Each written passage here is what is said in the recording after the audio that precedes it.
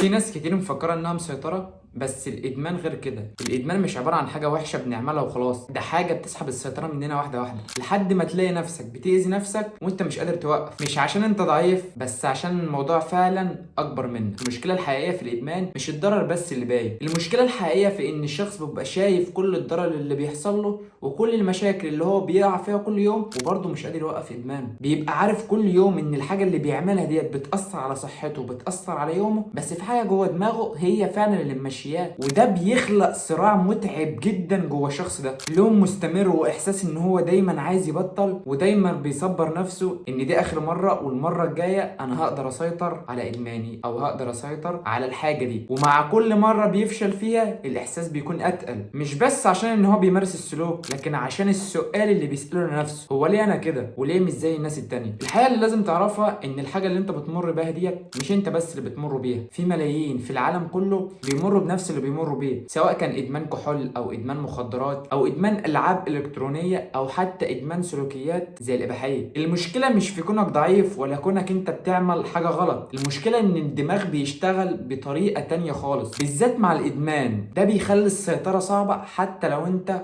قررت انك تبطل. يعني الموضوع مش عبارة عن انك تعمل حاجة غلط، الموضوع منتشر حوالين العالم كله، واللي فعلا هيدور على حل هو فعلا اللي هيوصل. فمن فترة بدأت الاحظ ان انا بقيت بلجأ لسلوكيات معينة عشان اتخلص من حالة التوتر اللي بكون فيها بسبب ضغط المذاكرة او ضغط اي حاجة في يومي. الموضوع بدأ بان انا بحاول اسلي نفسي واخرج من الحالة دي، لحد ما اتطور معايا ان انا بقيت بقضي ساعات على العاب معينة عشان بس ما احسش بالشعور الداخلي بالتوتر. بس شوية لقيت نفسي بقضي ساعات طويله من غير ما احس بالساعات دي. كل مره كنت بحاول اقلل فيها كنت بفشل، لدرجه انها بدات تاثر على حياتي اليوميه وما بقتش عارف اركز زي الاول. القلق والعصبيه والاحساس بالذنب، الحاجات دي كلها خلت الموضوع اكبر من مجرد عاده، بقى احساس مستمر وما بقدرش اهرب منه بسهوله. ممكن في عوامل بتساعد الشخص نفسه ان هو يستمر على العاده السيئه اللي هو فيها. ناس حواليه بتمارس نفس العاده، محتوى بيستهلكه، في ناس بتمارس نفس العاده بس ممكن تختلف من شخص لشخص. يعني ممكن شخص عنده الالعاب الالكترونيه دي هو المحتوى اللي بقدمه، فما تقيس نفسك على نفس الشخص ده. وفي يوم فقدت السيطره، مواعيدي باظت، عاداتي اليوميه البسيطه اللي كنت بلتزم بيها من صلاه، من ان انا بعمل حاجات تفرحني، ما بقتش موجوده. ده المخدر او الادمان نفسه اللي انا بقيت بمارسه ما عادش بيأثر. ففهمت ان المشكله مش في ضعف اراده ولا في اختيارات غلط انا بختارها، المشكله ان الادمان دخل حياتي بطريقه خفيه، وكان لازم اتعامل مع الحوار ده قبل ما يدمر حياتي بشكل اكبر. والحل ببساطه انك لازم تفهم هو ايه اللي دخل الحاجه دي ليومك اصلا، ايه اللي خلاك تمارس العاده دي. يعني ببساطه انت بتهرب من ايه. وفهمت ان المشكله اكبر من مجرد عاده، الفكره الاساسيه انك لازم تفهم نفسك وتفهم ايه اللي دخلك للموضوع ده، لانك هتحتاج خطه ضروريه عشان تتخلص من الادمان ده، خطه بتتناسب مع اسلوب حياتك وشخصيتك. وهتفهم كل انواع الادمانات من سلسله فهم التعافي لدكتور عماد رشاد. السلسله دي انا هسيبها لك في الديسكريبشن،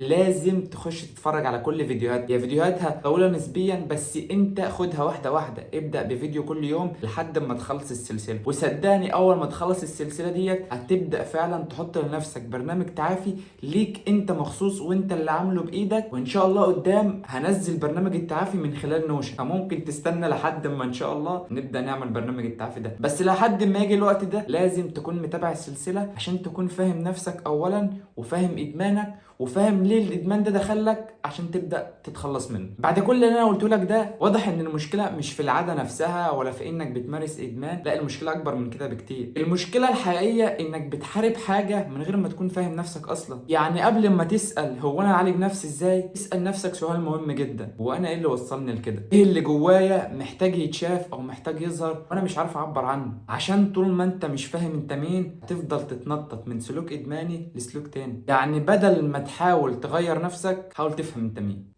سلام.